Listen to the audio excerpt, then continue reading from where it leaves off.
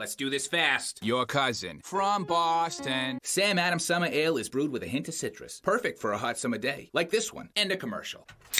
It's peak tannin hours, dude. I'm out. Sam Adams Summer Ale. The Boston Beer Company, Boston, Massachusetts. Drink responsibly. I got my daughter's hair looking tight, so we hopped in the car and went to Mickey D's to celebrate. I did my thing with these braids meal. There's a meal for every moment on the McDonald's $1, $2, $3 menu. Enjoy a tasty McChicken biscuit or chicken McGriddles. Get two of the same or one of each for just $3. Prices and participation may vary. Single item at regular price cannot be combined with combo meal.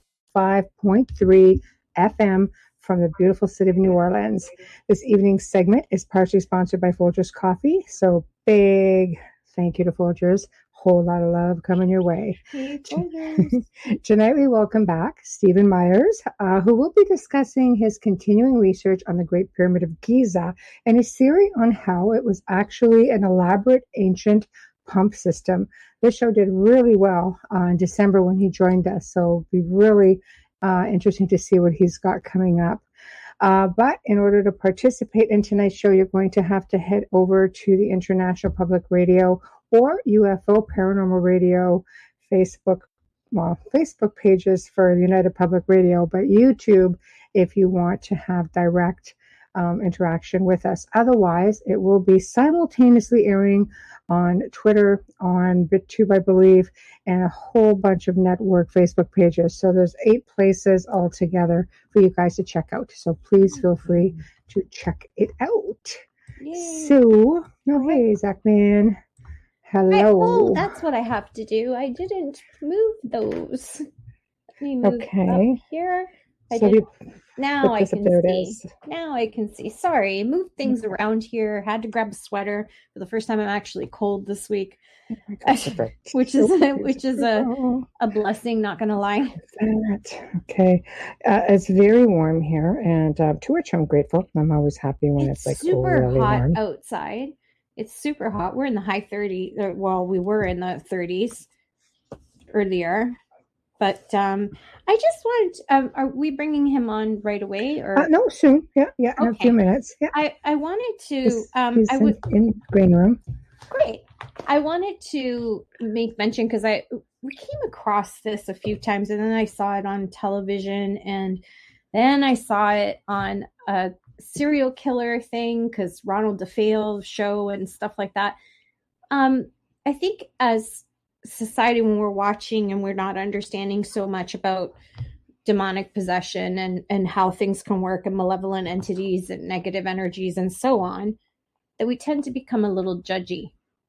So when you see someone and they say the devil made me do it, don't be so quick to dismiss that, because that's exactly what Satan would want you to do. It's the reason why they pick the patsy. It's the reason why they target that person. And some people are just targets. And then they say, well, that house after wasn't even haunted. Not even just the Amityville. I mean, we're talking Harrisville. People moved in and said, no. There's a lot of sorry, am I too loud there? No, it's here. It's not you. Tell me. No problem. It's warm. And it really gets me when they say, well, other people have lived there and that house can't possibly be haunted because, nothing happened with them. Well, that doesn't mean anything. Some people are targets. Some people are just more open to it. Some people are more sensitive to it.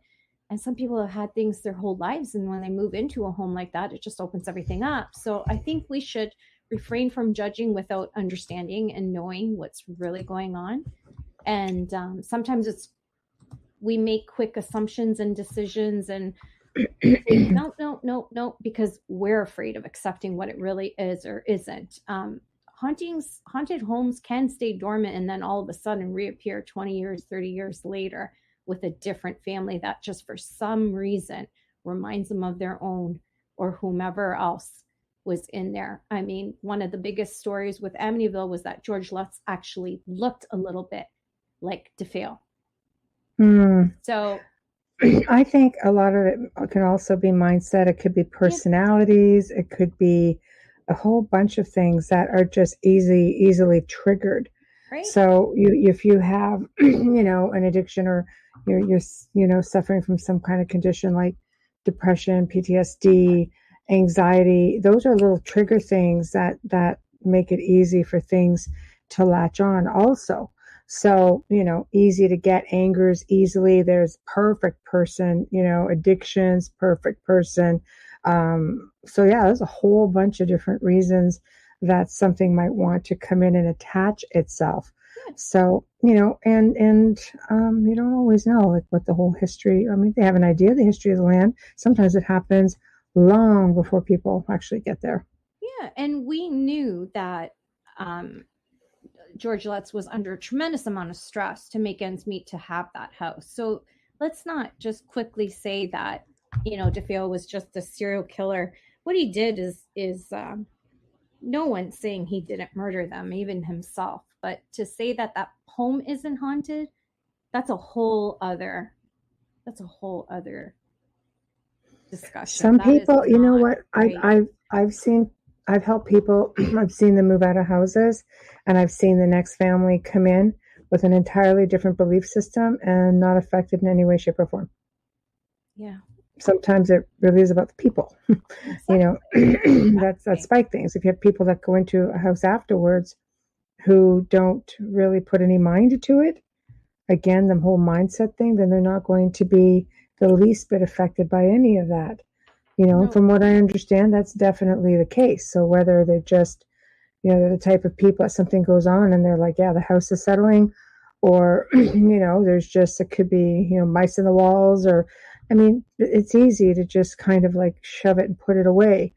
But some people, they really are targets, and that's the way it goes, Yeah, man. it So was really difficult to watch because, and I've got it on in the background while I'm getting ready for the show because it's on one of the streams, and I was just so shocked by how easily some people dismissed it, and I thought it was just so unfair because if a family goes in there and they are haunted, then what? We're gonna call them liars as well. Like it's a bit much. There's so much more to it than just saying yes or no. I think, Unfair. people are judgmental for sure. And it's a lot of times, there's a lot of reasons why people are afraid to come forward in the first place.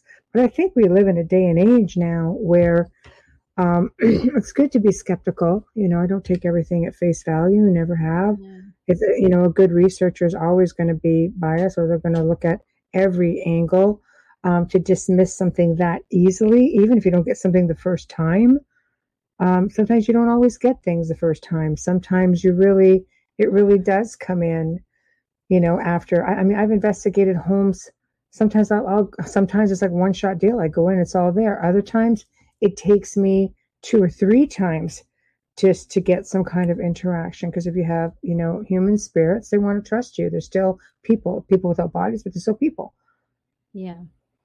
I just thought it was worth mentioning since yeah, absolutely. this show is on right now and it's about serial killers. It's not about haunted homes. Mm-hmm. So, when you have that perspective coming in, thank God for our friend Laura DiDio because she's on there and she put in. It was a double episode. And yeah, her information was amazing. It was incredible. Her view, it was just so great, and she was able to speak on the behalf and the experience of being there with Ed and Lorraine, which helped, and some news crew and other journalists and things that had happened.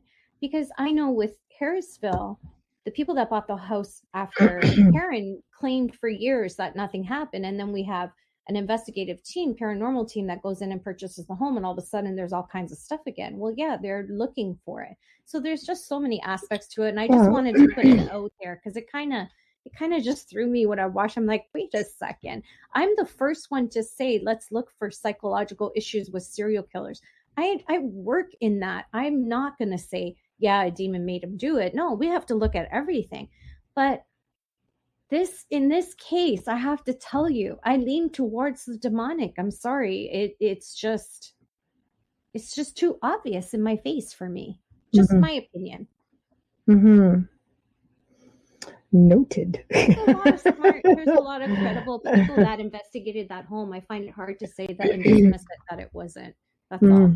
No, absolutely. Yeah. Absolutely. Always worth a mention. So with that said, we are going to bring on our guest, and it's pretty exciting. Stephen was on in December, and the episode was really well received. The archive did really, really well. I think people are fascinated by the Great Pyramid of Giza, its constructions, different theories. It's he's got a really interesting theory, and he's got a lot of things to back it up. So when Joe is ready, if we can bring Stephen on, and there he is. Hi, Stephen. How are you? Hi. Thank you guys for having me back. What an honor. Nice to meet thank you. Yeah, you didn't get to meet Amelia the last time, nice so Oh, that's right. She was gone. Yes. Yeah, I was away. How are you? Very good. And it's always fun to be on a show, but when you get asked back, then that's a wonderful thing to hear for thank you. Well, the listeners really enjoyed the segment, that's for sure. I mean, the archive, I was sending you the archive link, I think, for a little while after that. It was just jumping. It's like, wow, this is doing really great. So yes, there's been a lot of interest, that's for sure. There has been. So we're just going to recap a little bit, just for anybody who couldn't tune in the last time. Tell us briefly about I call the humble beginnings. Why the Great Pyramid of Giza? Why the water pump theory? What started it? Well, I have a very technical background, electronics and some other fields, and I have a very technical bent, if you will, to my interest and personality. Right. I have a metal lathe, and I collect antique gasoline engines and all of that. So what I was interested in ultimately was this 45-story skyscraper in ancient Egypt we call the Great Pyramid, and how it was built, and why. So the technical aspects.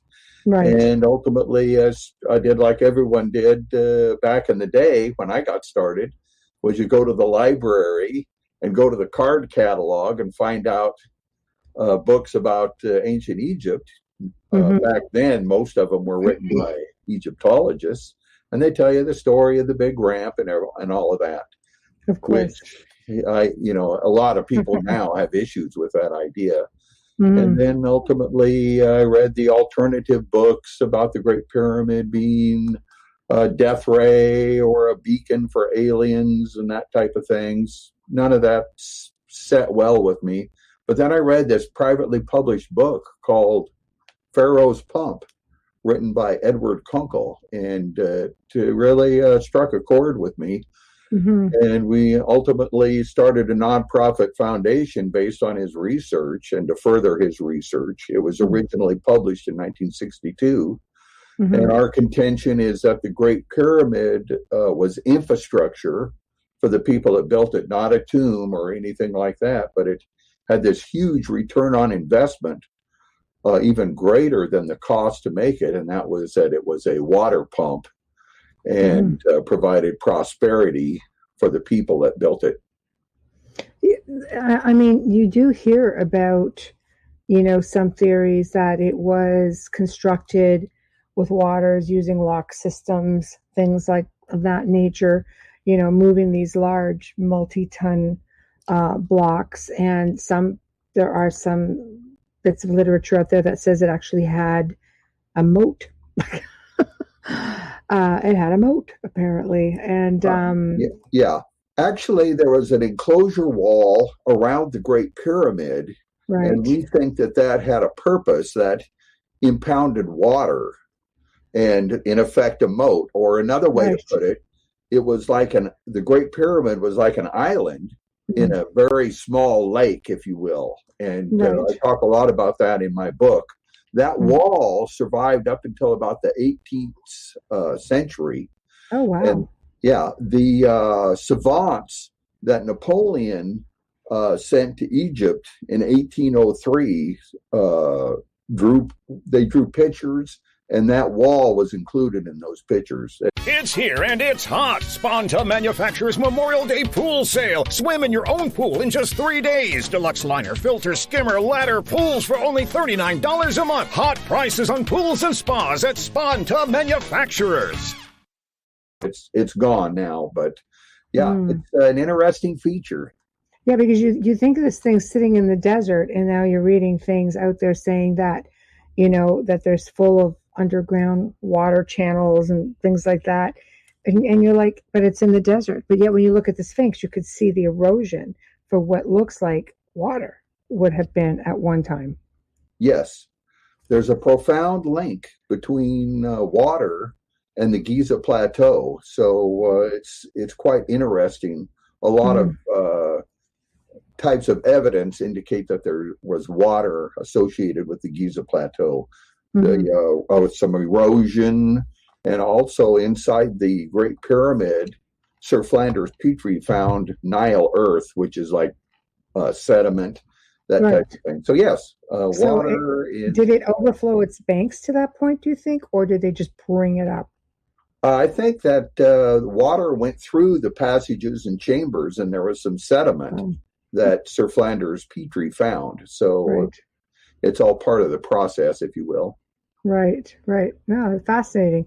I know. I'm just trying to recap on some of the things that we had discussed before. So you'll have to just forgive me because I'm just going through the list. I want to make sure we don't backtrack too much on it because I want to move forward with it. I just want to hit some key things.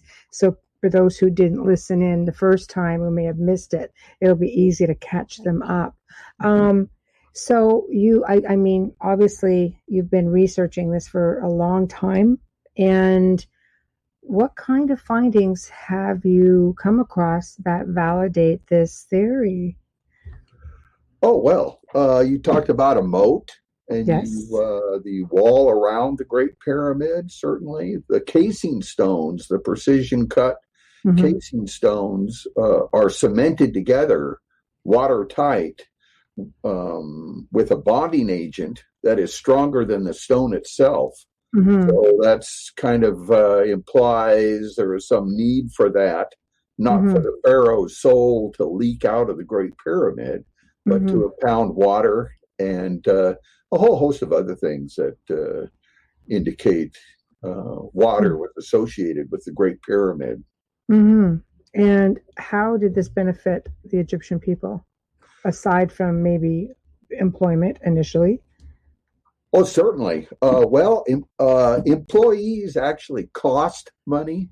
So that's a benefit for employees, but for whoever is paying for this construction project, it's an expense. Right. And to build something that big, the biggest structure ever built since, for thousands of years, there's bigger structures now, of course. Yes. But it was an expensive project. So somebody who could pay for it felt that there would be a return on investment. Egyptologists say, well, it was a tomb, but it was very ineffective because long open passages and sliding stones and doors on pivots don't protect the pharaoh's treasure. But what the Great Pyramid really did, the Great Pyramid water pump, was provide prosperity. They used that pump water to probably generate electricity, to power heavy machinery, certainly for irrigation. The yearly inundation that occurred in the valley of the Nile isn't as effective for year-round irrigation. It just happened one time of the year. So with the Great Pyramid water pump, they could irrigate year-round. And they could do a whole bunch of other things with pumped water. You can use what they call a hydraulic air compressor. It uses moving water to compress air. And that compressed air could be used for a lot of industrial purposes and scientific projects. You can make freezing cold temperature with compressed air by going through a vortex tube. You can make static electricity with compressed air and a whole host of other things. So I see the Giza Plateau is originally a science center or an industrial park, more so than just a big giant graveyard originally. Well, I mean, there's probably 200 pyramids, in Egypt, and of course Giza, the plateau. Those aren't the first pyramids. Do you think? I mean, because they're not all water pumps. A lot of them are tombs. Do you think, the king sort of just took this for himself and said, "No, this would make a great tomb," or do you think it was never used? A lot of people think it was actually never in use to be a tomb. They do. And the reason why they think that is it doesn't look like a tomb. But Egyptologists have tomb on their mind, and they say, well, it was a tomb, but they either changed the plans 3 or 4 times because it doesn't look like a tomb, or they say it was either a symbolic tomb or a tomb they never used. So, there's a lot of conflicting stories that are out there, but there are other pyramids. Most of the pharaohs were buried in the valley of the Nile, in the King's Valley. Yes. And essentially, those tombs are holes in the ground, which is a big difference than a pyramid structure.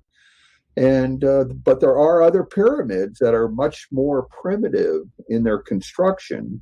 Like Saqqara, for those example. may have been used for ceremonial or religious purposes. Mm-hmm. And that's a possibility, but certainly the focus of my research is how and why the Great Pyramid was built. It's a curiosity because I've been to the Great Pyramid, and there is a king's chamber with a sarcophagus. Well, where a sarcophagus should have been, but it really looks very. There just doesn't seem to be anything else in there. So it's sort of got, at some point, grabbed for something. And then, of course, you've got the Sphinx, and then there's this ship that they found, that they've discovered. It makes you wonder why, if we have a pump system. It's really interesting, some of the interpretations of evidence. It's in the middle of the desert, but there's a huge ship right next to it. In fact, they found 2 that are almost like a pair, if you will. One is already excavated, and the other one they're excavating right now. So that's I didn't know that. There's 2 of them. So and those sun barges, they're called, were made to take apart. I talk a lot about why they're made to take apart. They're like a kit, if you will, and in my book. So. But there is a sarcophagus you mentioned, a box that is about the size of about the size of a coffin, if you will. I don't know about you, but when I was there, I hopped in it and laid down. And it's a good fit. It was a good fit. It was a good fit. Not very comfortable. No, nothing in a slab of marble. But it was fun. Napoleon did the same thing back when he conquered Egypt. I laid down in the same place that Napoleon laid down in? Only you're about 4 feet taller than him. He cheated his bed. He wouldn't notice. It was more like a grown-up bed for him. They would have had to lift him in and out. Just about. He was quite short, and but he spent the night in there, and it's reputed to. They asked him, what was it like, and he says, "Oh, I can't tell you." Of course not, mon petit fleur. So I don't know if he had visions or classic narcissist. I wonder if it was for the whole pyramid power thing. That was a big movement back in the day. A big movement, and still is. So there's a lot of interest in that. But I don't know. He definitely spent the night in there. Maybe it was cheap accommodations. I don't know what his motivation was. After pecking the nose off the Sphinx, they should have locked him in there. That'd teach him. I know, bugger. Did he do that? Yeah, that was him. That was why?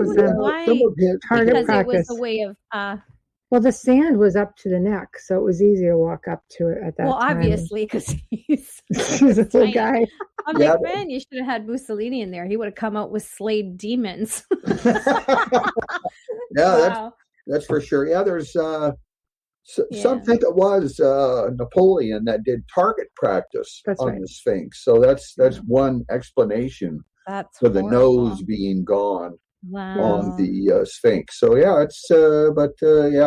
it's a strange place, the Giza Plateau. There's no other place like it on Earth, with this ultra modern structure with no ornamentation, no decoration, no formal writing, with these odd passages that go up like at a 26-degree angle, no steps, and it's very strange. It's hard to imagine a funeral procession to go up inside there, and so it's an enigma in a lot of ways. It is, because why a pyramid? Why the shape of a pyramid? I mean, you could do, modern dams, like look at Aswan. You know what I mean? Like, why a pyramid? Was there something that was a benefit to doing it that shape? Is it because it does have certain amount of energy properties? Why a pyramid? And a big one to boot. Aswan Dam, but a lot of cement dams are almost like one side of a pyramid, if you will.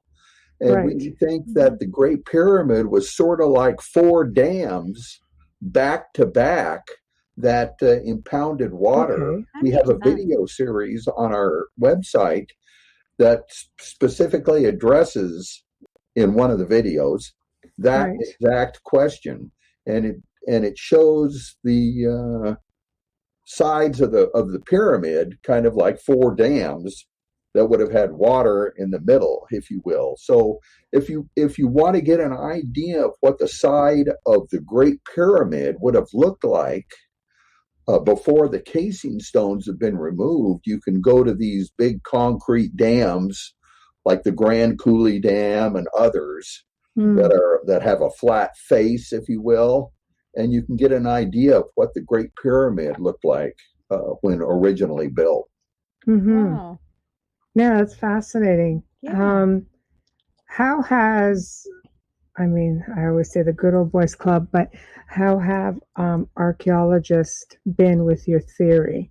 Because, of course, if they don't come up with it, it never counts, from what I'm learning. So, right? We know that. That's a good question. I'm just a humble researcher presenting an interpretation of the direct physical evidence that everybody has, the same direct physical evidence. But archaeologists and Egyptologists seem to have put up a wall of silence.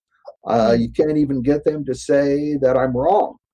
It's just interesting that they certainly, I have my opinions about Egyptology, and to say the least, but you can't even get them to say that I'm wrong. So it's interesting that they don't discuss or even want to talk about it. So but I sure talk about Egyptology, that's for sure. I have the guts to do that. So about their lack of demonstrations, some of their flawed research methods, and a whole host of other things that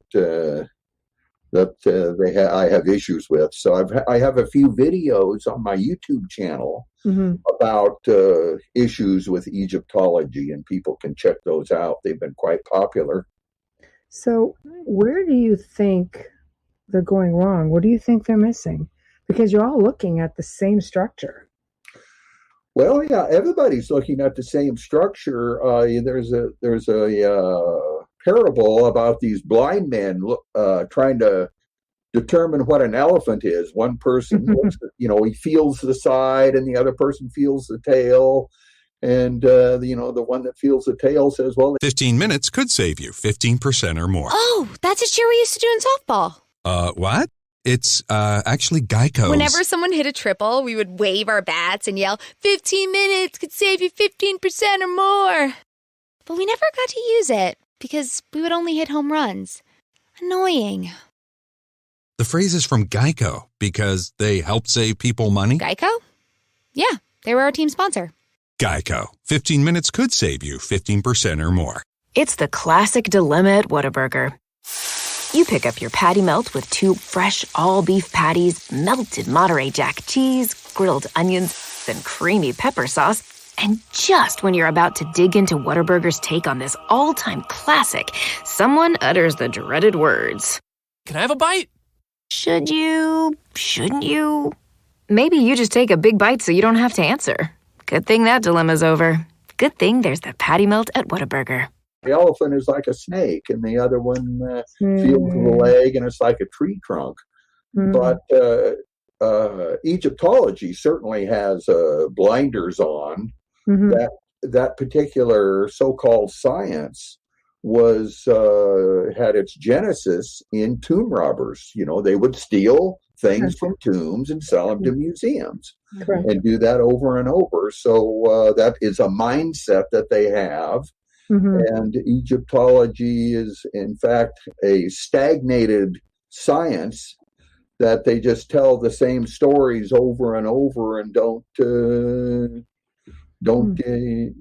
provide demonstrations, you know, and all of that. They say unanimity of expert opinion validates, you know, what they say. So in other words, they all agree with each other, so that must make it right. So that's because they're comrades. they are comrades, and it's the good old boy type of thing. But science advances funeral by funeral, they say. So a lot of these guys, you know, are going to die off, and then the next generation hopefully will have a open mind, but it is a very closed system, if you will, Egyptology, and they really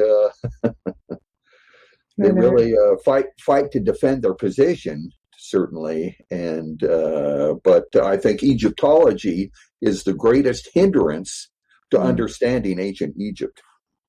I agree to a degree, absolutely, because I know that, you know, we've had other guests on who have found historical finds, and archaeologists really resist.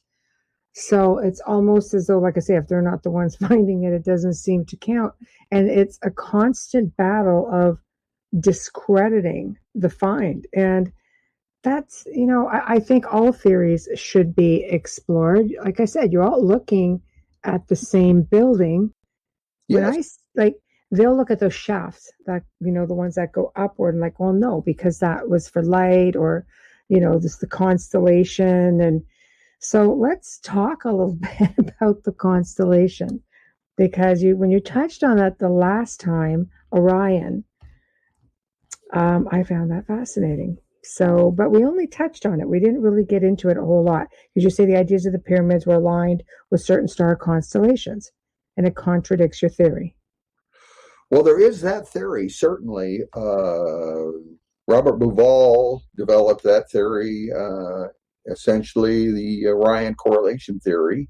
That is quite popular right now, and it's essentially a collection of correlations between the Great Pyramid and stars and all of that. So, I do take issue with that a little bit.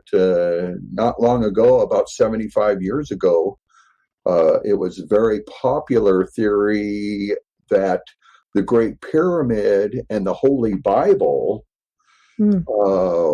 had, you know, a bunch of correlations. You know, the Great Pyramid confirmed the birthplace of Jesus and confirmed Bible prophecy and all of that, and that was wildly popular. You can still find websites that people that still believe it. But it's the research methods of that correlation theory that seem to be the same as the Orion correlation theory. You know, and I know the Orion correlation theory happens to be popular now, but I think that it's based on some flawed research methods, circular reasoning, and then so you know, the idea that the Great Pyramid is symbolic or religious or that type of thing. So the vents don't point to those stars. Okay, so because every 72 years, the constellations or the sky moves 1 degree every 72 years.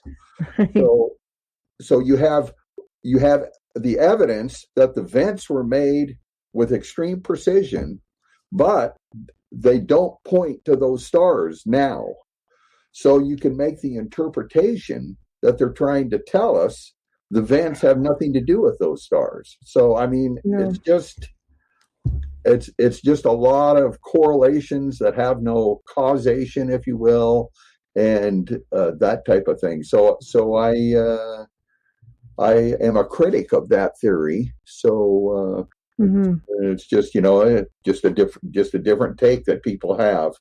And that was a big one. I remember watching a documentary on one of the, I don't know which channel it was in the U.S., and they put these little robots that went all the way up those shafts just to see which stars they pointed to. Oh, wow. Right. I think one got stuck. Never made it. And of all the explanations of why the Great Pyramid was built, that seems to be the smallest return on investment. Funny. Because you could just point a stick to a star and not have to build something that would cost now probably $25 billion. So, wow. So hard to fathom. Yeah, it's just a small, people would say, oh, well, they're religious. Well, every civilization is religious. American Indians, South American, Eskimos, but that doesn't mean that the Great Pyramid is a religious structure. In the 1930s, the United States was very religious, but they also built the Hoover Dam. But that doesn't make the Hoover Dam a religious structure. Right. So, there's other people besides myself that contend this correlation theory, had some issues with the research methods. Precision doesn't validate a correlation. It's a causation, something that ties the two things together. The Beatles had four members. The Great Pyramid has 4 sides. That's a very precise correlation. So, but it's false because there's nothing to tie the two together. And the precise correlations of the Great Pyramid and the Bible, they're very precise with the pyramid inch and all of that. They're false because there's nothing to tie those things together. There's a website called Spurious Correlations. People can look that up. Wow. And they talk about the precision of a correlation between the number of Nicolas Cage movies there are and the people that have drowned Nicolas Cage movies. Oh, I thought you were going to say, and how many of them are good, because that would be a very Oh man, I've seen some bad ones recently. Oh yeah. Oh man. You see them and you're like, wow, you must really want to work. I don't know. Yeah. Oh yeah. I think I can't think of the name of it, but he was at this amusement park. I hope you see it. I mean, it's exquisitely Oh, I know bad. what it's actually about ghosts. Yeah, and anyway, he was fighting these these. Oh my golly! Yeah, the Ghost. It's a paranormal film. It was bad. He digs that sort of stuff, though. He does. Yeah, but He it's does, just. but that film was like really bad. Well, it was really bad. Saturday Night Live had a. We're getting off the track. They had a little skit called Bad Cinema. Oh, that last Nicolas Cage movie. Oh my God! It was Season of the Witch. Nicholas. You would enjoy him in. Yeah. Oh, He Nicholas. plays what would be like a Knights Templar in Season of the Witch. You would I actually liked Season. I loved it. The He used to make exquisite movies, but I mean, I can't. I'm not a movie critic, but it was a good story. But the ending kind of just left you like, what? Oh yeah. What just happened? What did you just say? Like, what did you just do? You just went from really high quality film to CGI mania, but the storyline was really, really good. You didn't. Yeah, but compared to the movies he used to make, they're not as good. Nobody. Phrenology, the study of the bumps on people's heads. You can see the bumps on mine. There's nothing in the way. But phrenology was a collection of correlations between the bumps on people's heads and their character traits. And those correlations didn't have any causation. And that phrenology was a science. They used to teach it in universities. Poof, it's gone. And so sciences come and go, theories come and go. And oftentimes the reason why they go is because they're based on poor research methods. And we'll see what the life cycle is on the Orion correlation theory. Mm-hmm. I don't know. That's one that people like it. Mm-hmm. Yeah, mm-hmm. A lot of people like it, but math does not validate a correlation. You know, it's that spurious correlations website has a lot of correlations that have exquisite math. Mm-hmm. But if there's nothing to really tie the two things together, then it's a falsehood. They say the they found some number with where the Great Pyramid is that coincides with the speed of light. You've probably seen memes on Facebook about that. Mm-hmm. But just because two numbers are sort of the same or whatever doesn't mean that the original builders intended that correlation to be significant. Mm-hmm. You know, there's nothing to say that's what they were trying to tell us. I always say, well, they were trying to tell us the number of days in a year, but they got it wrong. And people say, well, how do you know they got it wrong? And I'll say, well, how do you know they were talking about the speed of light? It's just, they just cherry picked, which is a logical fallacy, two data points just out of midair, you know, the coordinates of the Great Pyramid and the speed of light, and then just said Shazam, it's a correlation. Well, that's a thing, yeah. Not necessarily. So we'll see, you know, what side of history the Orion correlation theory will end up on. Phrenology has been rejected, and so has the Bible correlations by everyone but religious zealots. So we'll see. What about an energy source? Yes. The Great Pyramid is an energy source. Because they link it to Tesla, like energy. Some have compared it to Tesla, but I think the Tesla Tower is more different from the Great Pyramid than the same. I don't think it's like Tesla at all. I think it's more like the Hoover Dam. Certainly they operate differently, but I don't. People say, oh, well, there's a worldwide system and there's ley lines and all of this stuff. They introduce more variables to their research, and valid research tries to reduce the variables. You know, they compare the Great Pyramid with everything, human anatomy, rainbows, stars, and then they data pick or cherry pick these data points and then think that they are related. But that's not a valid research method. So we'll see. But no, the Great Pyramid provided power by water power, I think, like the Industrial Revolution was started using water power. So in England and also in the Atlantic Northeast, where they had a lot of like waterfalls and they made mills and everything. So it's a great machine. Yeah, I guess it's just because you see it in the desert, but you don't know what it was or how far up the water was back in the day. Right. Right now, the largest structure in the Valley of the Nile is the High Aswan Dam. Much bigger than the Great Pyramid, probably 25 times the volume of the Great Pyramid. And it makes electricity, which a lot of it is used to pump water. There's also the Mubarak pumping station, the largest pumping station in the world, and it is in the Valley of the Nile. Wow. So they use the High Aswan Dam to power this pumping station. So in modern times, they needed a system to pump water in the Valley of the Nile. And I think in ancient times, they needed a system to pump water in the Valley of the Nile. And that they used the pyramid to do it. So you figure this was constructed specifically to be like for the purpose of what the Aswan Dam is doing or what the Hoover Dam is doing to pump water through. And what that I get an A+ for that. Okay, good. You know what the Hoover Dam and the Aswan Dam are doing? They're doing something really I'm important. keeping up. I'll show you.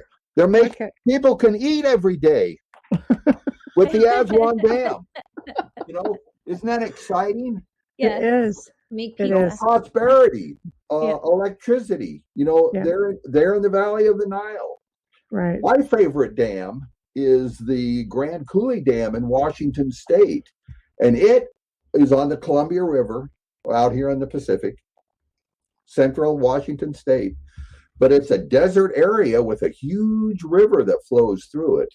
And they built this dam and provided prosperity. They irrigate over 1 million acres in perpetuity, generate about 6 times the electricity that's used in Seattle area. So it's amazing. Its operating costs is about 2 weeks of its operation in the year.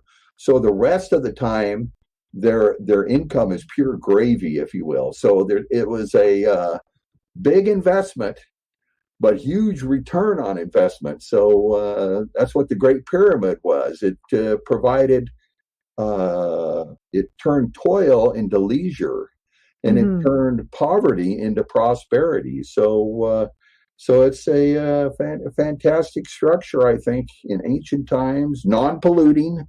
And energy efficient. So I'm certainly excited about it. And our nonprofit foundation wants to redevelop that ancient high technology for our modern but very troubled world. Oh, wow. Well, it would be good if you could. That's for sure. I think we need all the help we can get. Oh, boy. Right. So, okay. So with that being said, let's talk assembly. Yes. If you're looking at the layout of where the Nile is now, for example, in comparison to where the Giza Plateau is, that's a bit of a hike. How did they get all of these stones? Because, they give you theories, building ramps. I actually know the answer to this, but I'm going to let Stephen answer this. I actually know this because I researched this. I was so impressed. Okay, there we go. So we'll get Stephen's theory. Yes.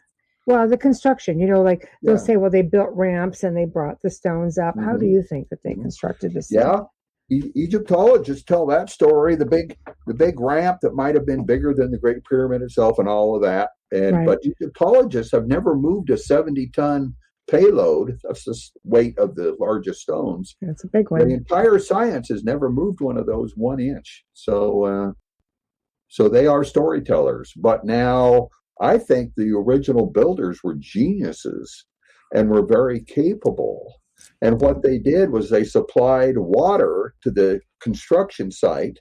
Other people think that they supplied water to the construction site, including Christopher Dunn and other researchers.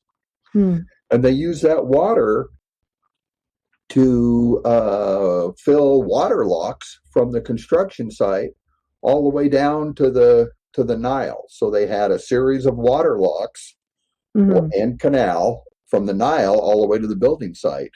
So the first stones that they moved and set in place were the casing stones for the first level. So they brought them up the water locks with ease and quickly. So they came up, and there was like a line of ants, if you will. So each water lock had a barge with a stone, and those casing stones came up, and they set those in place, cemented together, watertight. So they had a square wall of casing stones. A few of those are still left at the Giza Plateau. You've seen them. And so then the next stones they brought up, they fill that wall with water. Oh. So there's a square pond on the Giza Plateau about 4.5 feet deep. And then they brought in the interior stones for that particular level, the first level, and those interior stones moved up the water locks and actually into that pond. There was a canal that communicated between the highest water lock, and anyway, they went right into that pond, and they moved the interior stones off the barges and into the pond. And when that pond was filled with stones, the first level of the Great Pyramid was completed. So each level, they would build level by level, casing stones first, and then interior stones. So it was a systematic, fast production line assembly process that occurred 24 hours a day. Mm-hmm. They were brilliant. It is. A lot of people that look at our video series at our website that's for free, they say that's compelling. I hear that word a lot. So it's efficient and makes sense, if you will, that type of thing. So people say, oh, no, they wouldn't go to all that trouble to make water locks. You'd have to figure out how much that would cost. Because building a ramp all around would be cost efficient cheaper, too. Right? Right. I don't know. It seemed like a hell of a lot of work. Imagine how many ramps, people would have passed away from that ramp from just being run over by those stones on the way down. But they already figured out the cost when they built the Erie Canal over there by New York up to the Great Lakes. The Welland Canal here. Yeah. Right. Yeah, right. Yeah. Very, very much worth it. So, in fact, they enlarged the Panama Canal to move bigger ships. They didn't use like a magic wand, or they didn't worship crystals or hum or contemplate their navel, because they really did have to move massive ships. So they used the 21st century's technology of choice, which is water locks down in Panama Canal. Yes. With the new water locks. And then they've also, in ancient times, the people that actually built the Great Pyramid used water locks to create their wonder of the world. I'll tell you, it's impressive to watch, because I love to watch the ocean liners and the Lakers come in through the Welland Canal. And they come in, and you're looking how some of them are like weighed right down. And it's fascinating to just see them come up. Like they're weightless. So it's like, and that's water. And these heavy, huge machines are just going up and down like nothing. Like they're just feathers. Right. You don't need big back muscles. People say, well, giants built the Great Pyramid because you need big back muscles. No, it's just guys moving levers, And I call water locks an anti-gravity device, in effect, because it counteracts gravity and lifts battleships.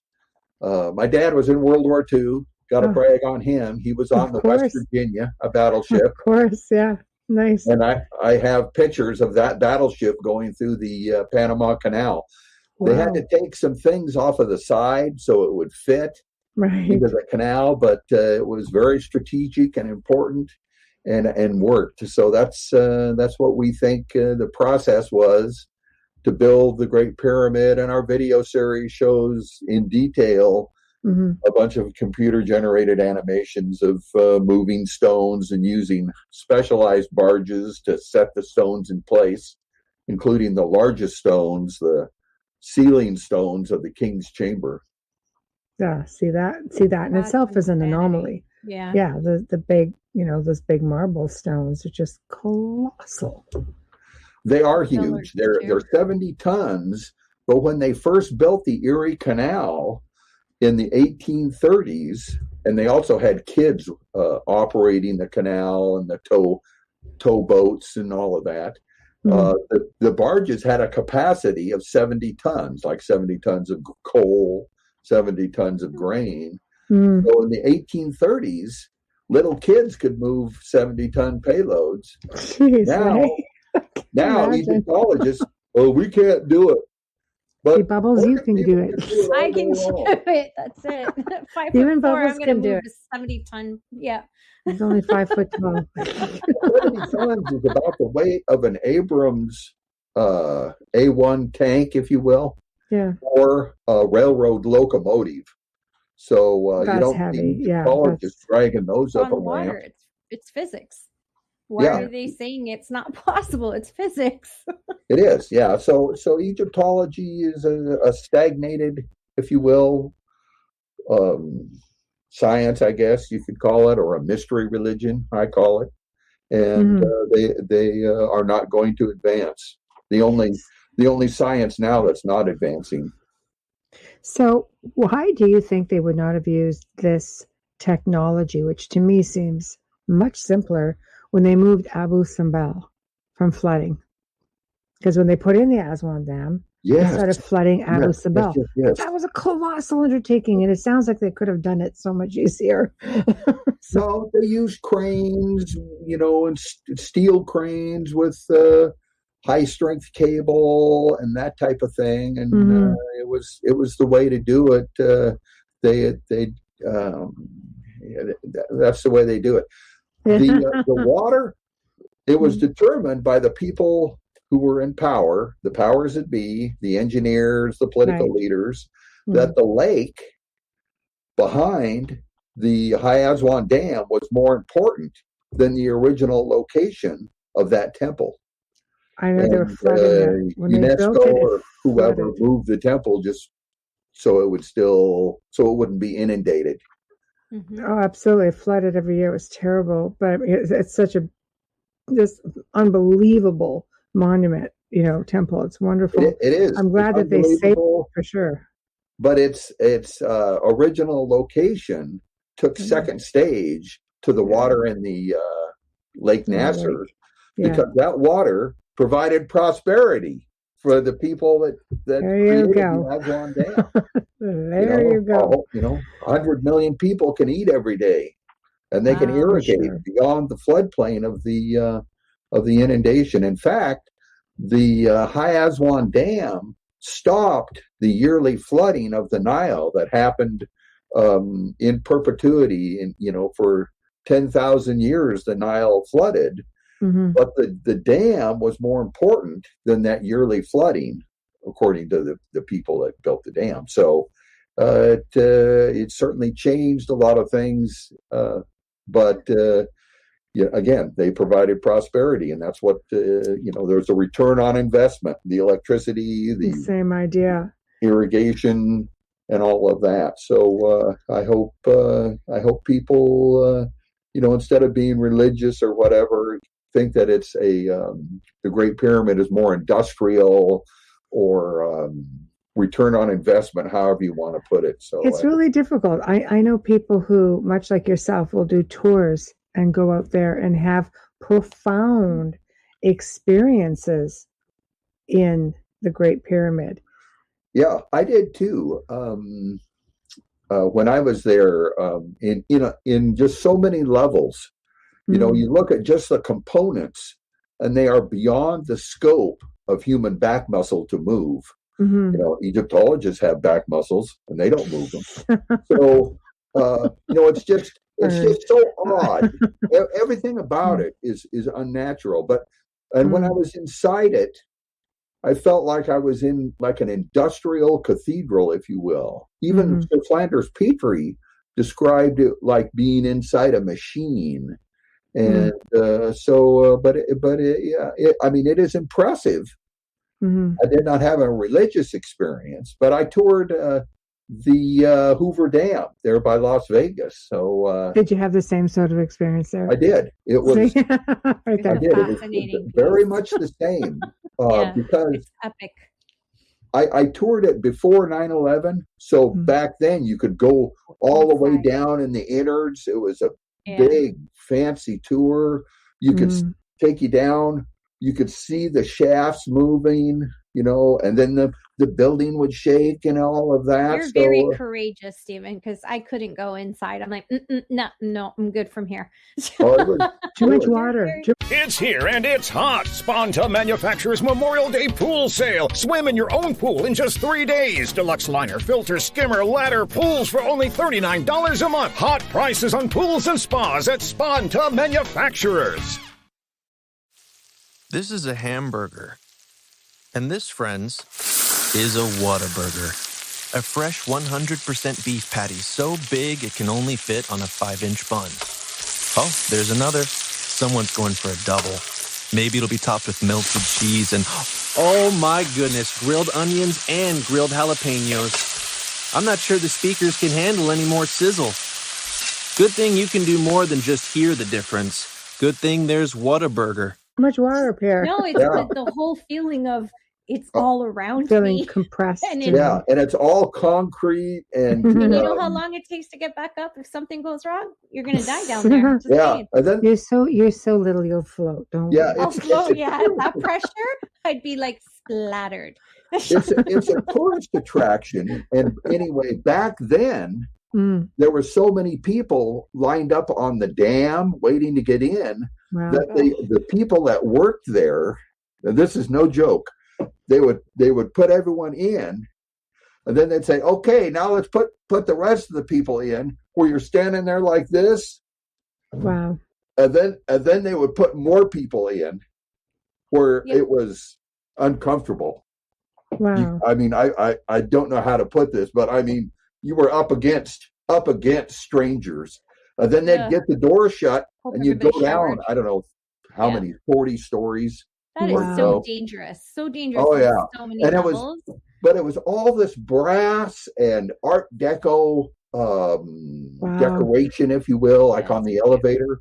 And there was this place that they had a desk down in the dam, and they had this light, just like a desk lamp, but the lamp shade was built into they had a recess for this light, so the light shade was made out of the dam itself, concrete. I mean, it was just odd. Now you can't do it.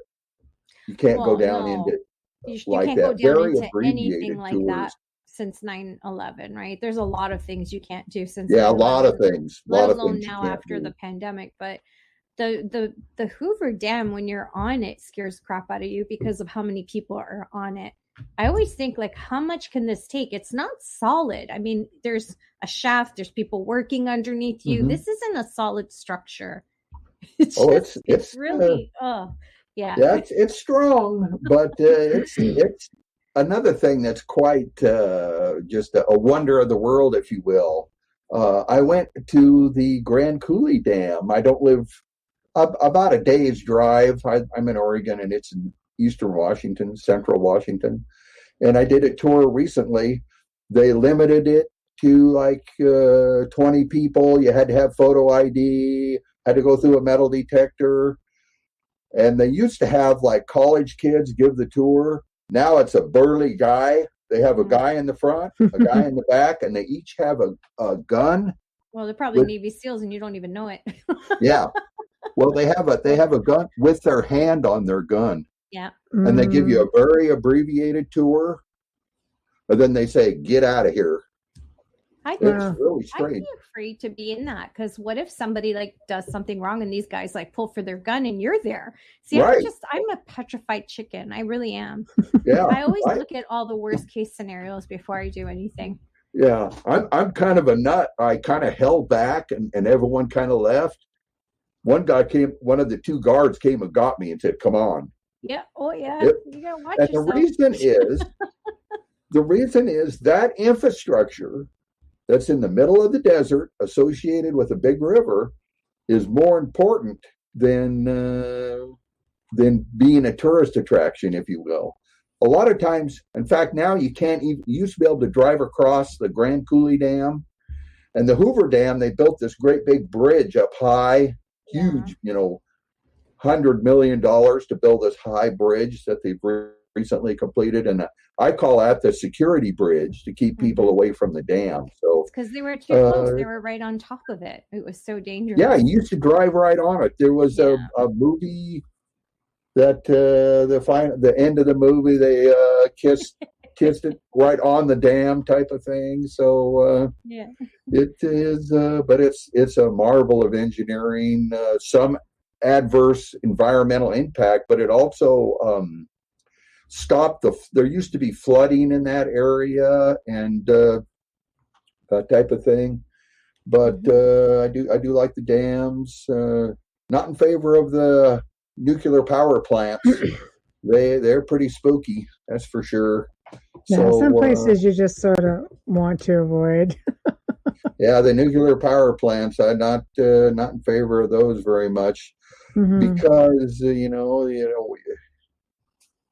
obvious disaster is just too much, and it's one of those things that if it works, they work great 99.9% of the time, but if the brakes on your car work 99.9% of the time, doesn't mean always. Yeah, you'd have a crash every day.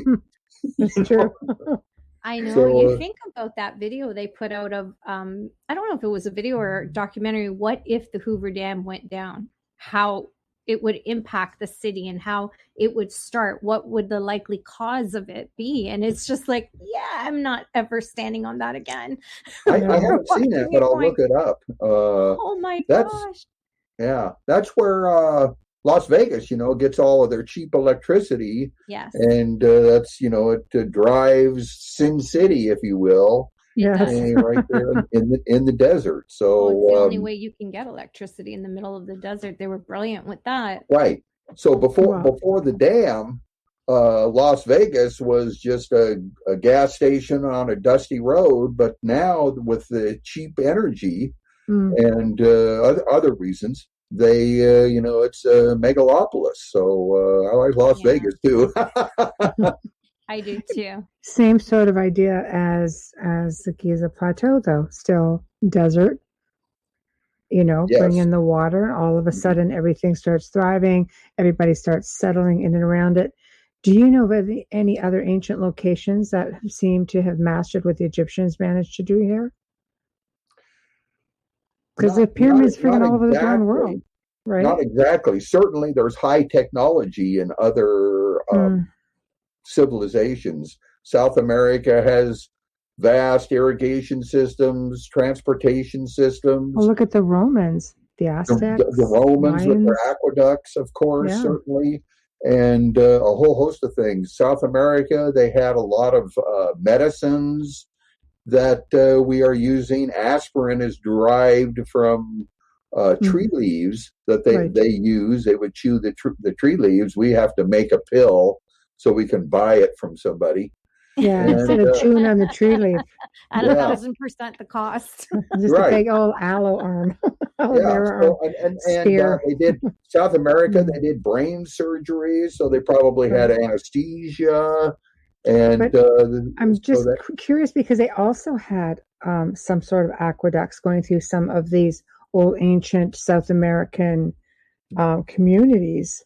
And it's like, wow, like, look, this is pretty amazing how they had it set up. Something like when you look at it, especially in South America, because they're up in mountains, it's like, how did it get up here? Right. Yeah. So there's gravity.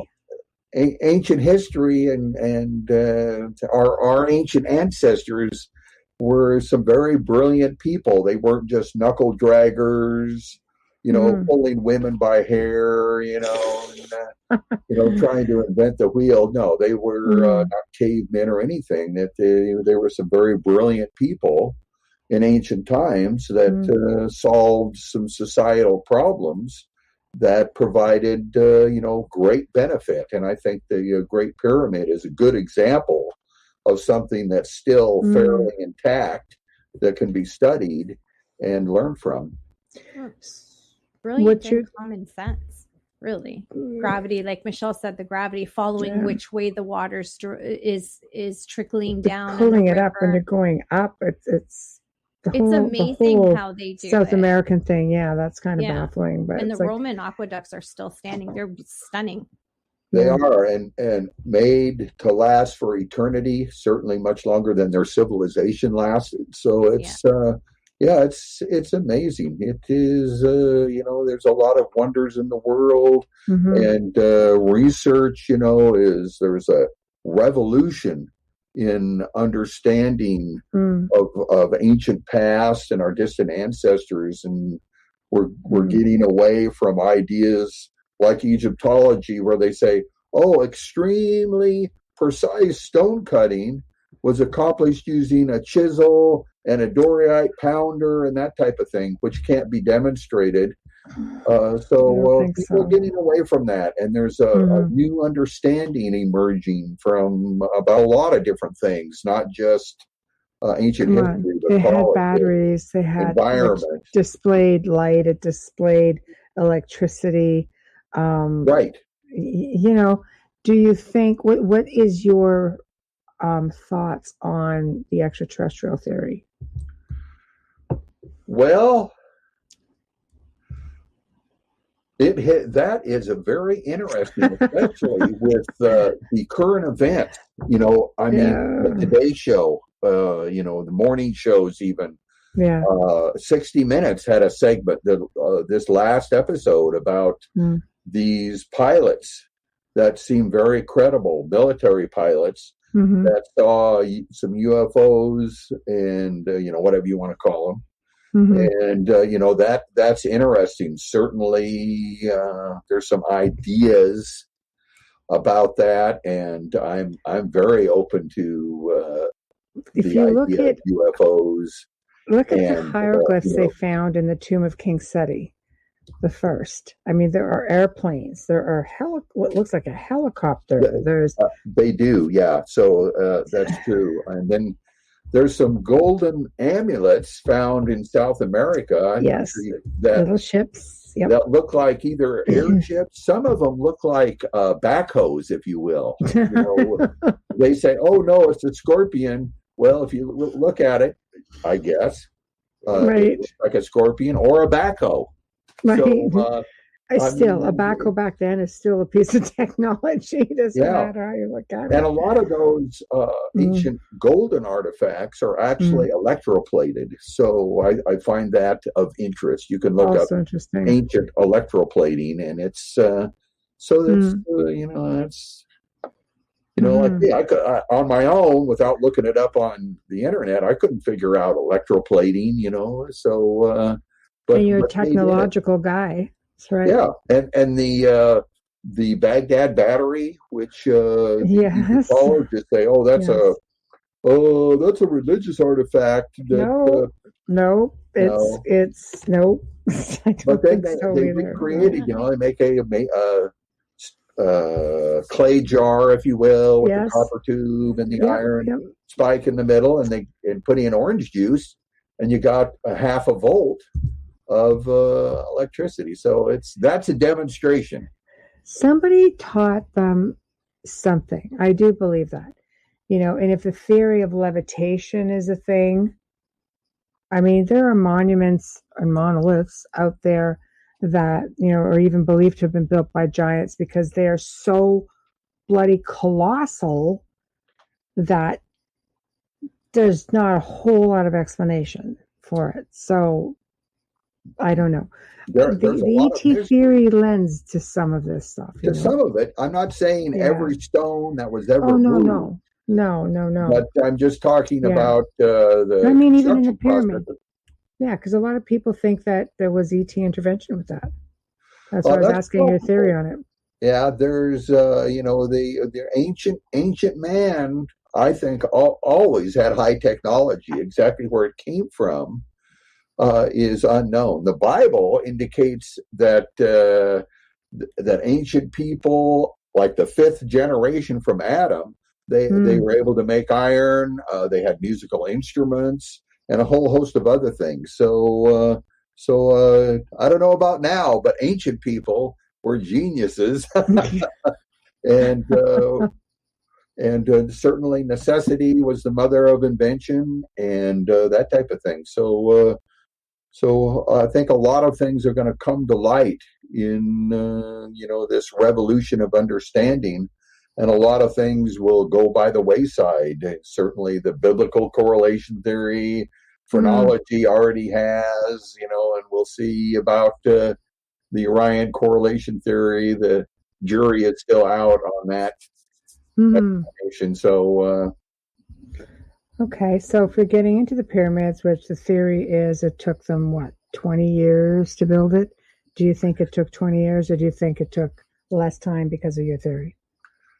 Okay, the people Egyptology has been around for 200 years. Right. Okay, about fairly modern Egyptology, and they have an explanation or a story that it took about 20 years because there are some hieroglyphs or scraps of papyrus that we interpreted, but we can't even move one stone. So in 200 years, they have not moved one stone. And if if the construction of the Great Pyramid was left to Egyptology, it would never be built. So, but then I say, to answer your question, I usually say about 7 years, and everybody's head explodes and all of that because of this short timeline.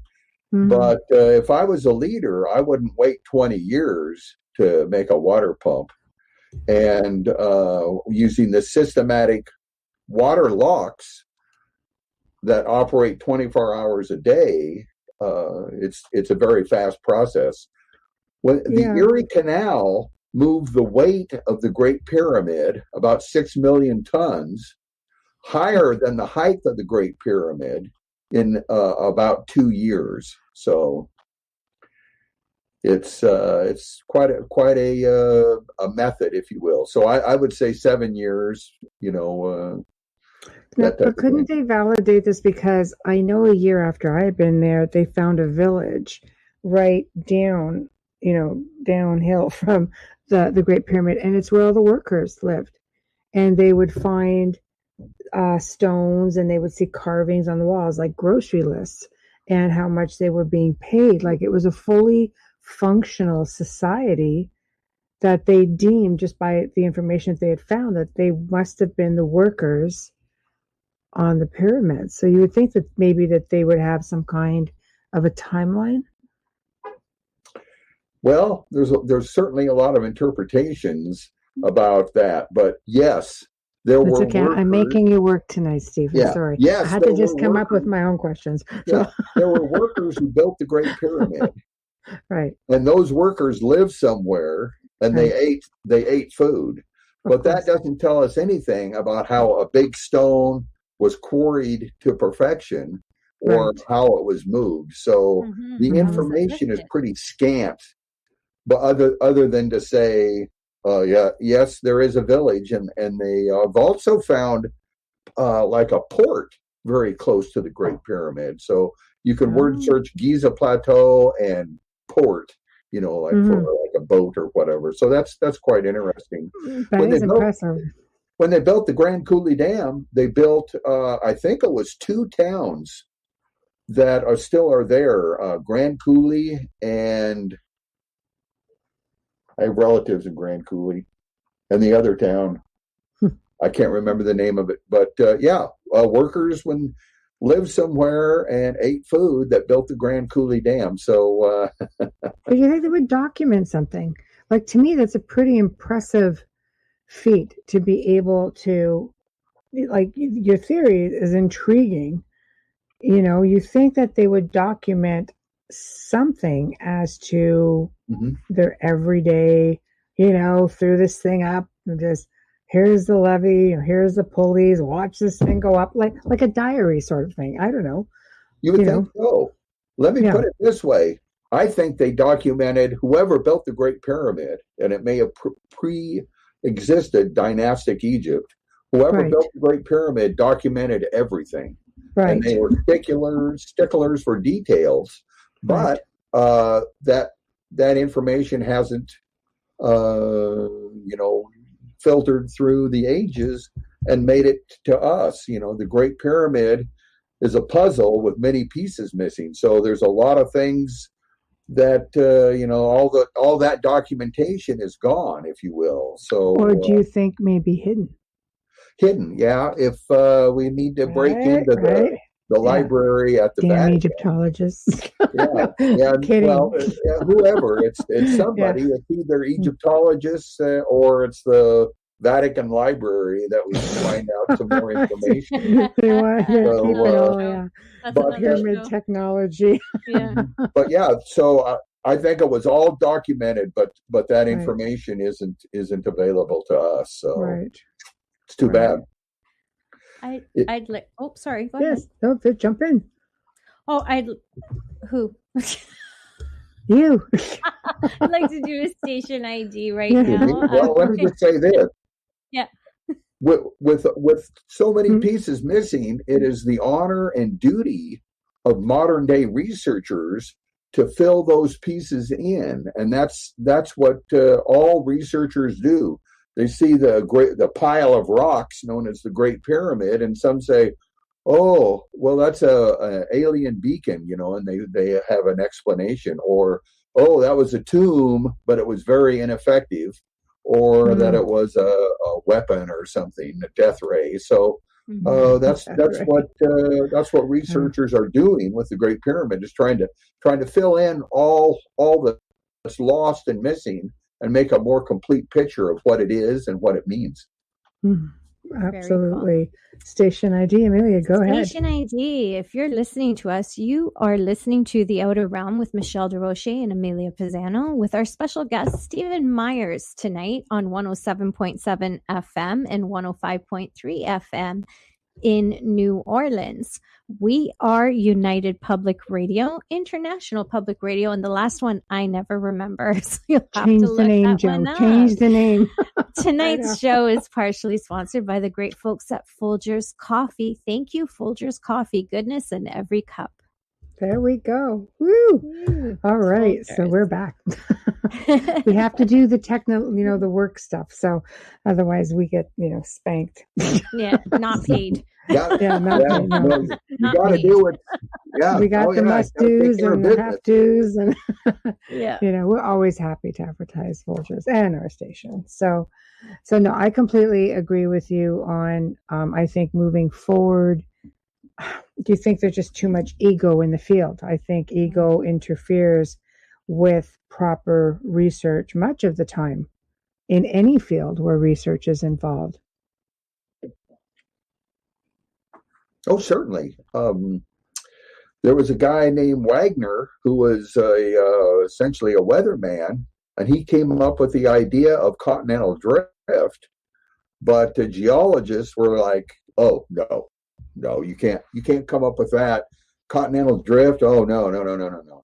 Well, then about 20 years later, geologists came up with plate tectonics, which is essentially the same thing. So, yeah, there's a lot of that. Even Alexander Fleming figured out penicillin. And, this is great, penicillin. Oh, the medical community, and this is real interesting, doctors said, "Oh, no, we don't need that. We've never needed penicillin." Because he made it free, didn't he? Because he made it free, penicillin?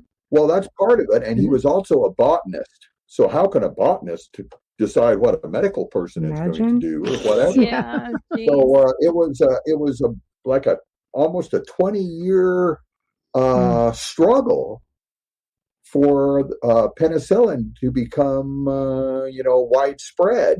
But another group of people found out about penicillin, the military, and they said, "Well, we're going to have a bunch of people that are going to need medical care, so we like penicillin," and also the sulfur drugs that were being developed. So it's a fascinating story about how there is a resistance to these new ideas, and even in social aspects. Like, what do you two think about women being able to vote? Well, that's pretty easy to figure out. Women should be able to vote. I know that, you know that, but it took a generation or longer for that struggle to have a voice to come to fruition. So yeah, it's everything, and that's the way it is. I mean, you think you build a better mousetrap and the world comes to you. No, it's all of these ideas with the alternating current and direct current. There was the current wars, if you will, and a struggle for which would be dominant. And it was, so you think, well, alternating current is the way to go, but it was not as easy as it seems. None of these things are. So it's just funny how science is and how people's predispositions inhibit science, if you will. And here's another one that I really like.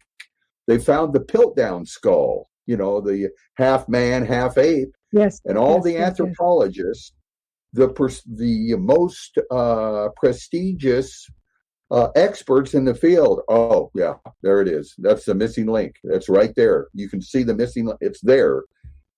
But it wasn't. It was a forgery. But none of those guys that wrote their doctoral thesis on the Piltdown skull ever changed their minds. Oh, that's it. We believe it till the day we die. But then the next generation of anthropologists, they said, oh, no, the Piltdown skull, it's a forgery. But neither generation changed their minds. So it's, truth, you would think, stands on its own merits. But it's an uphill battle to get the truth out. And wonderful shows like yours, what a benefit to expose people to these ideas so they can do their own research. I'm so grateful for people like you. Oh, thank you. We're grateful for you coming on and explaining this. It really mesmerizes the mind to think that science is supposed to be forever evolving. There shouldn't be any ego in that. It should always be, moving forward for better and better and better, and taking what you know and just making something even better to benefit all. You would think, and that sounds good, but that's not the nature of the human theory. Yeah, it's really sad because, when you're talking about these scientists and what happened with penicillin and so on, it almost sounds like a political battle. It doesn't sound scientific. Sounds like there's like an agenda, right? Yeah. There is an agenda. There definitely is. It's scientists, especially questionable sciences in general, like Egyptology, are not involved in an open-minded pursuit of truth, and it's too bad. So it's, you would think, but it's certainly not that way, and it's there's a lot of people that are truth inhibitors, if you will, and so we'll see. We'll see how it goes. Where the word's getting out, the interest is very high in this direction of research. So I'm having a good time. It's an uphill battle, but I'm getting a lot of positive interest with the research. We started a 501c3 nonprofit foundation at thepump.org. People can go and see what we're about. And that type of thing. We're looking for a plasma cutter for our research facility, and also a 3D printer if anyone wants to be involved in some sort of a tax-deductible donation. But they can see what our mission statement is, our goals, our activities at thepump.org. We were going to take a tour to Egypt in February, but COVID caused that tour to be canceled.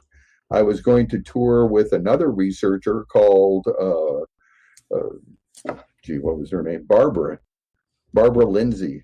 Jean Lindsay. Anyway, she at barbarajeanlindsay.com. She's more of the religious and spiritual part, and then I am more the technical and historical. So it would have been a great pair. But we'll have to reschedule that tour when things... It's here and it's hot. Sponta Manufacturers Memorial Day Pool Sale. Swim in your own pool in just 3 days. Deluxe liner, filter, skimmer, ladder, pools for only $39 a month. Hot prices on pools and spas at Sponta Manufacturers. You know what's nice? You could drive to Whataburger right now if you wanted to. Yeah, you could hang a Louie, talk to Reggie at the counter, and get a freshly made 100% beef double meat Whataburger with melted cheese and fresh cut veggies on a 5-inch bun. It's just the delicious freedom you have living in the land where there's Whataburger. Of course, some people aren't in that land. I wonder what they're doing right now. Probably thinking about a road trip. Good thing it's so close you can taste it. Good thing there's Whataburger. Get better over in that part of the Middle East. But Barbara Jean Lindsay, you should have her for a guest. And yeah, absolutely. I think you'd like her. So Yeah. But hopefully we'll do that tour sometime in the near future. Mm-hmm. Where are you hoping to go, this year with your research? Well, we'd reschedule that tour. It's like about a 2-week tour, like 13 days or so. And of course, we would have went to, all of the places we've mentioned, and the Great Pyramid, Old Cairo, the new Egyptian Museum, and all of that. The itinerary for that tour is on our website, so you can get an idea. We had a boat that we were going to float down the Nile, to several temples and that type of thing. So it was a rather extensive tour, which was sold out, and but COVID got it. So doggone it. What were you hoping to find? I mean, everybody wants to tour Egypt. It's exquisite. It really is. I've been. It's just amazing. But with respect to your research, do you think it's all there, just waiting to be found? Well, it wouldn't be a research expedition, if you will, but it would be just a tour as such. Right. But we would, some like-minded people and interested parties. There are only like 20 people can go on these exclusive tours, but we would, point to the bonding agent between the casing stones and see how they're bonded together, and then talk about the whole water pumping process and that type of thing. But also, it's not just that. It would be the food and the people, and just the experience of floating down the Nile and Old Cairo and all of the statues of Mammon. Those big twin statues, and we had a whole bunch of things planned, but. One thing about Egypt, it's not going anywhere, and they're just finding more and more and more. There's a new museum in Cairo now, and all of the pharaohs have been brought there. It's Saqqara. I think they just found another 27 mummies, well-preserved mummies in Saqqara. So I've been to Saqqara. Believe me, there's a hole in the ground and a decrepit old pyramid. When I saw it, it's just like nothing like what there is now, and there's a lot of promise for a lot more findings. And the Valley of the Kings, I mean, they're just discovering new tombs all the time. So yes, if anything, you're just going to get to see more. Yeah, I recommend to anyone, if they have any interest in ancient people, to go to Egypt. There's no place like it. It's, I would even recommend going in debt if you had to go to Egypt. So it's I don't know. There's no place like it. There isn't. And it's safe, and the people are friendly and accommodating, and they've been taking care of tourists, for 10,000 years.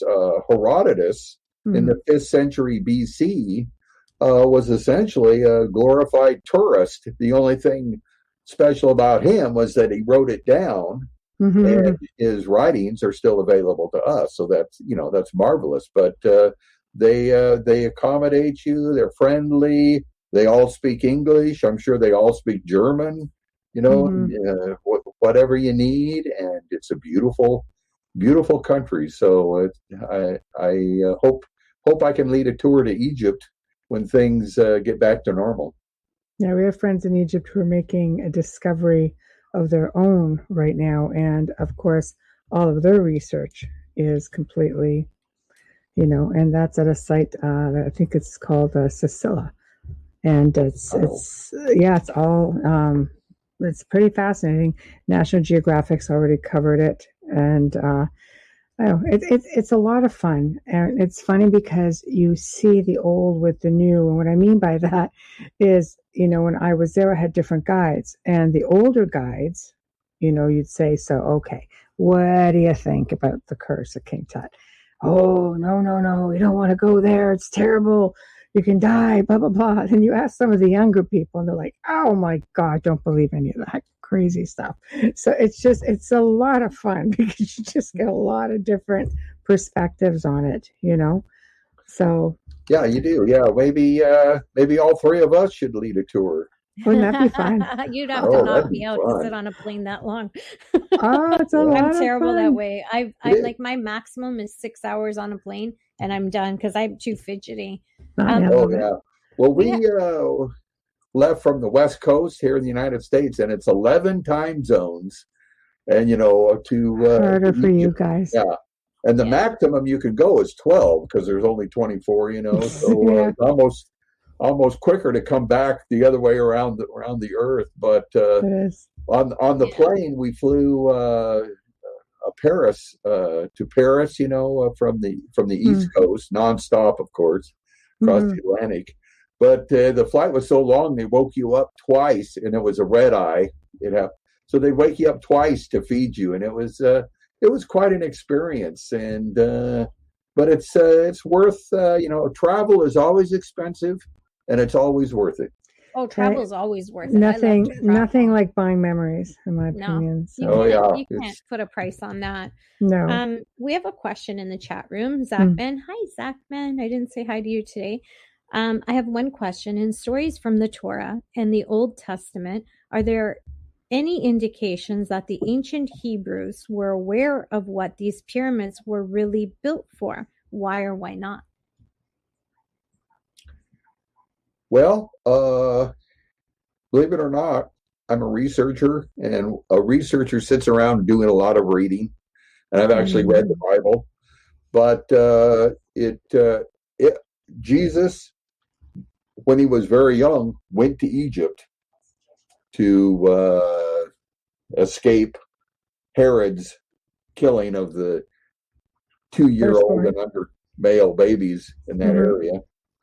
I don't want to get into a big Bible study or anything. Okay, why he wanted to do that? The wise men came and they were looking for the king. Okay, well, it's not Herod, so Herod was supposedly jealous and got rid of these kids. Well, Jesus left with his family to Egypt. So anyway, Jesus was Egypt, but certainly the Bible doesn't mention the Great Pyramid, either by Khufu or Cheops or anything like that, or by its shape, a pyramid or anything. So there's no mention. But in what is it? Isaiah chapter 19, verse 19, it indicates that there is a monument or a pillar, in the center of Egypt and all of that, and that's quite cryptic. And you can make that mean anything you want. And a lot of people put a lot of, store into that. And then they develop a whole theory about the Great Pyramid confirming Bible prophecy. But much of the Great Pyramid, or much of the Bible, isn't really about structures in Egypt. So there's a lot of other things going on. So as far as I'm concerned, the Great Pyramid isn't mentioned in the Old Testament, in the Bible. So when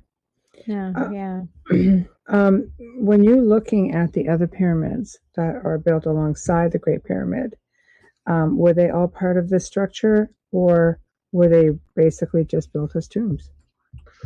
There are two other notably large pyramids, one almost as big as the Great Pyramid, and then the third one, which is quite a bit smaller. They're right there, and they're right near the Great Pyramid. They're not as elaborate in terms of their passages and chambers, different angle on the sides, if you will, and also different quality of construction. So that too is a factor. And so it's hard to say. There's no connection between the Great Pyramid, like no passage that connects to the other pyramids. And those pyramids could have even been built thousands of years apart or by different civilizations. So I don't think the other two pyramids serve the purpose of being water pumps. So I would say they're not water pumps. Separate my structures. research is about the Great Pyramid being a water pump. Yeah, some are supposed to be, the son of, King Khufu, and they're just, they've labeled them all. Sorry? He was a king, Khufu? Or Can I Cheops. just say something off Yeah. It's a little off, but his name, my husband's Sicilian, and in Sicilian, Khufu means who was it?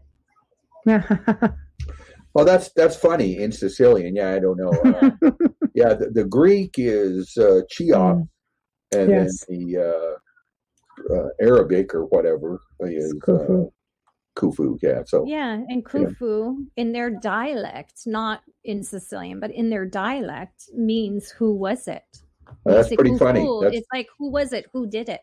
That's what it means. It's used for both. See, I remember the love first that. time asking her what she meant, because we don't speak, my mother-in-law, we don't speak the same dialect, and I speak proper Italian. So I remember asking her, what does that mean? And she's like, I'm sorry, I was speaking to you in Sicilian. Oh, how funny. And then she explained it to me. Sicilian, any of the islands speak very differently from the mainland, their dialects. So, but that's sort of funny. Yeah, it is funny. Who was it? It's fitting. When you say, Yeah, so and so, blah, blah, blah, this happened, and she'd say, Khufu, who was it? Or what happened? It means what happened? Who was it? Who did it? It's a question, in the context of the sentence. So it's really funny when you said Khufu. I'm just laughing. Sorry. Yeah. I've heard that manna in the Old Testament, what that originally meant was, what is it? I've heard that. I'm certainly not a biblical scholar. Hand, manna. Hand. Yeah. So it's in the linguistics and all of that is quite interesting. Oh, the Latin. But again, a lot of that stuff that we all know, like the sequence of pyramid construction and all of that, is under scholarly debate. So, anything Egyptology comes up with, you take with a grain of salt. So the Great Pyramid could have been built much earlier than the other dynastic pyramids. Could have been pre, if you will, biblical flood, or pre, catastrophe. I'm a catastrophist. Civilizations, grow to power and great height, and then they usually end rather suddenly through catastrophe. Like Mount Vesuvius with Pompeii, that type of thing, or other civilizations. Even if I can put it this way, Nazi Germany, rose to a powerful nation, but then ended quite suddenly, if you will. So that's a modern example. So, so what I'm saying is, the Great Pyramid could have been built pre-catastrophe, and there's a whole host of possibilities. Could have been famine or disease, like a coronavirus which took it down, through, or an earthquake, or civil unrest, or incompetent political leaders like we have. So it could have been. Just give us 3 reasons to get pulled on YouTube. Yeah, it could have been a number of things. Delete, cancel. Yeah. Well, if you think about it, they figure the Sphinx was at least 10,000 years old. So maybe the pyramid was built along with the Sphinx, because there seems to be a tunnel that goes from there to the Sphinx. Wow. Well, there's speculation that there's some sort of tunnel between the Sphinx and the Great Pyramid, but there's no the evidence for that is just for the age of it, though, would prove to be interesting. Right. Now, the age of the Great Pyramid is sort of beyond the focus of my research. Yes. It doesn't matter when it was built to me. Right. But it wasn't long ago that everybody knew the structures on Giza Plateau was built about 4,000 years ago, 2,500 years ago, excuse me. The pyramids were built about a generation apart from each other, and the Sphinx was built right in there too around that time. Well, there is this guy, a preeminent geologist. That's right. Dr. Robert Schoch, who I met, and he is awesome. He is brilliant. And he's been fighting this same situation as you, fighting the system. Yeah. And he, the Sphinx is rock, so it is in his, wheelhouse, if you will. It's in his area of expertise. And there is erosion that he interprets as being water erosion. The last time there was water was sort of pre-Ice Age, if you can say it that way. And that's what he's saying. And the Sphinx is much older, 10 to 12,000 years, according to him. But they're now starting to pay attention to what he is saying. Right. So that, by inference, brings back the date of construction of the Great Pyramid if those structures are contemporaneous with each other. If they're built by the same civilization and the same culture, then they probably were built at the same time. So the age of the Great Pyramid used to be a settled science, but now it's under very much scholarly debate. And I think that thanks to Dr. Shah's research. Yes, and he's brilliant. Yeah. And but Egyptology has viscerated him, and he's been the subject of character assassination for a long time. For 20 years. And, I know. Wow. And now they're like, finally, I just saw him do an interview recently, and he goes, he's finally getting the attention, not for himself, but for his work, that people are finally leaning to it and going, okay, wait a minute. There is water erosion here. They've been working on that Sphinx for like 30 bloody years. How do you not know? I mean, come on. It's not brain science. You can't tell water erosion from sand erosion. There's a difference. Yeah, not Egyptologists. So if I was, let's say I was an Egyptologist, what I would do was I would say, the Sphinx is made out of rock. Let's get someone in here that's a specialist on rock, which is Dr. Robert Schoch. And he is, he is awesome. But Egyptology is not going to do that. Oh, no, they don't want someone that's an expert, casting, shadows on their stories they've come up with. They almost sound like the Roman Catholics. It's funny. I do know, a handful of archaeologists, and I admire them for their work. Oh, yeah. Some of them are not even practicing archaeologists, because it's not like it's that easy to get a job in archaeology, And I find there's one thing specifically that they go to school. This is what they learn. They really don't veer far from that. Like it's almost like you're afraid to cross the line. You just stay within the bubble. That's true. That's true in a lot of sciences, but the soft sciences like archaeology and Egyptology is known, famous for that. And, no revolutionary ideas. Everything is whatever you were told and that type of thing. To become an Egyptologist, you sit in a classroom being told what the Egyptology professor tells you, and then you graduate as an Egyptologist and you repeat what he says, and that's not science. And Egyptology is in crisis now. A lot of people, I don't know anyone past the 8th grade that's looked into it that thinks precision stone cutting is accomplished using chisels and hammers, and that's why it can't be demonstrated. So I know it's a old boys club. It's it is. It's very detrimental for the pursuit of truth. So it's too bad. You need like a rebel just to get in there, shake the foundation a little bit, and say, no, this is a thing.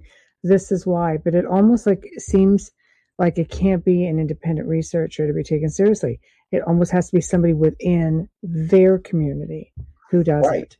But to be within their community, you have to toe the line, and I know, that type of thing. So and it's always been that way. You mentioned the Catholic Church is a kind of a closed, the hierarchy, if you will, of a closed organization, and certainly in politics. The high politics is quite, very cliquish is a kind word to put. I think it all starts in school.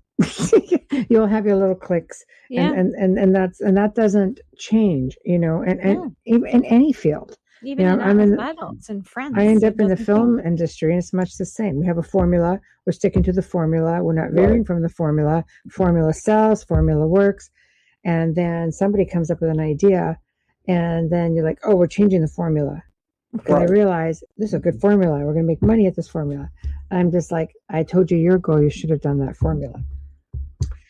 Well, who am I? I don't know. Well, there's a saying in academia that says, in academia, they fight so viciously about what their research because the stakes are so low. I've heard that. I like that. It's but what we need is more truth lovers that love truth over agenda or what they've already been told. And my experience is like people over 50, they won't give you the time of day on my research, but younger people, high school age, college age, fresh minds, fresh ideas. They embrace it. People that are actually like truck drivers or people that work in shipyards or people that actually do something, they really are compelled to, or they say it's compelling, this process of constructing the Great Pyramid and its purpose, that it sort of makes sense. But Egyptologists, with their hands that have no blisters or anything, they just tell stories. Most Egyptologists, the largest stone they've ever moved is the one in their kidney. Oh my gosh. Well, I would love to have an Egyptologist on the show just to get their take on just anything, any of these new discoveries and what their take is on it. And just, I imagine there's a lot of agreeing to disagree and so on, but it's fascinating. I love hearing people's perspectives. It's one thing that the show is famous for, and it's offering a platform to listen to people's theories and ideas and research, because there's so much out there, and we do need to break away from the standard, hence the outer realm, the title. It's just going outside the box and thinking about research from the outside looking in, right? All revolutionary ideas come from outside of the organization.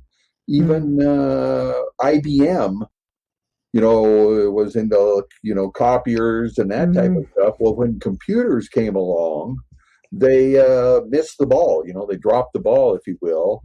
And this outsider, Bill Gates, ultimately developed the software and, became a billionaire. So outsiders are the outliers, is another term, are the ones that actually make the innovations and the progress to that we all enjoy. So you can't keep a good idea down. Eventually, if the people scream out for it, it has to command attention and further research. I think things do need to be researched sometimes as a community. It's the only way that you're going to get it out there, the way you need to get it out there.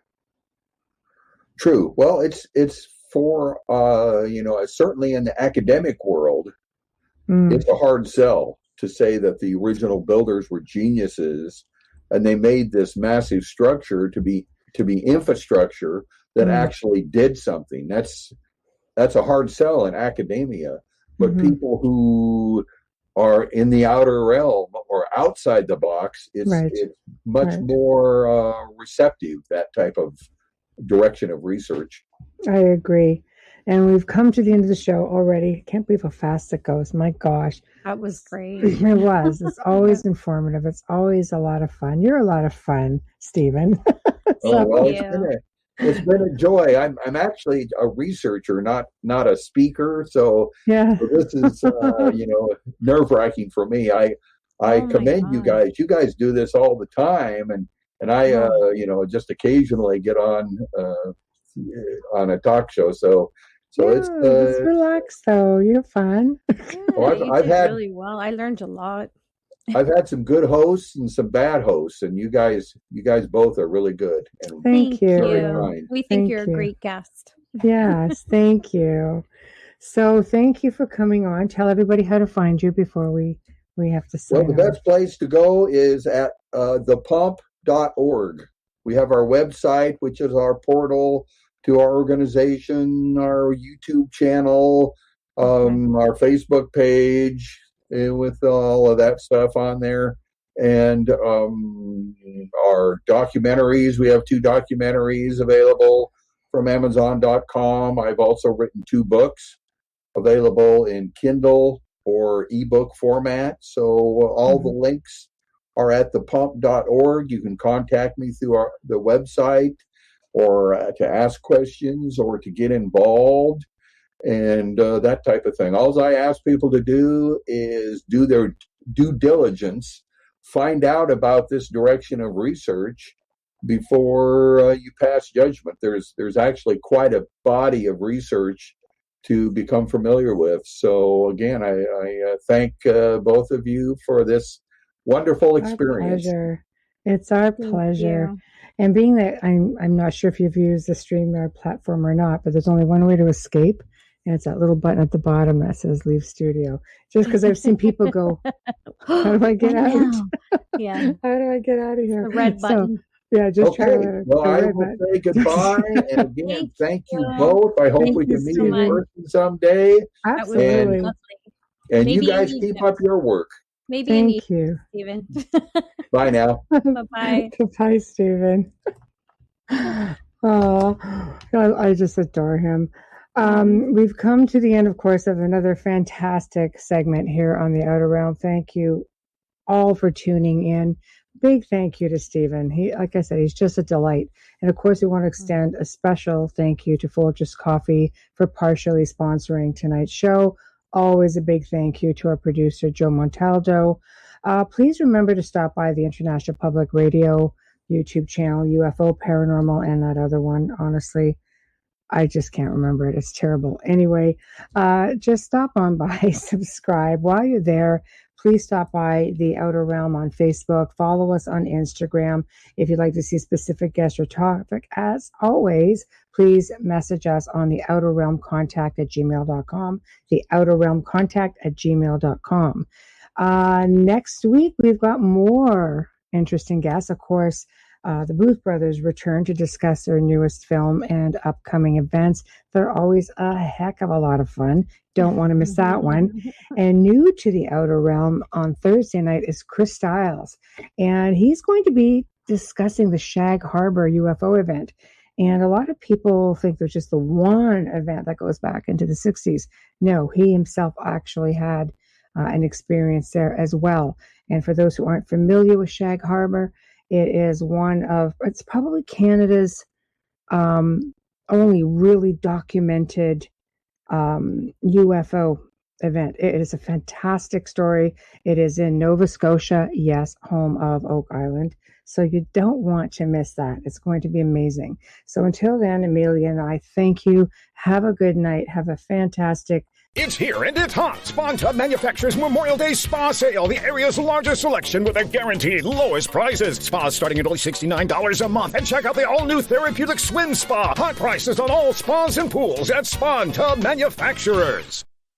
Try IBM Cloud for free. With an IBM Cloud account, get access to more than 40 always free products with no time limit and a $200 credit. Explore our free tier and create your free account today at ibm.biz/cloudfree.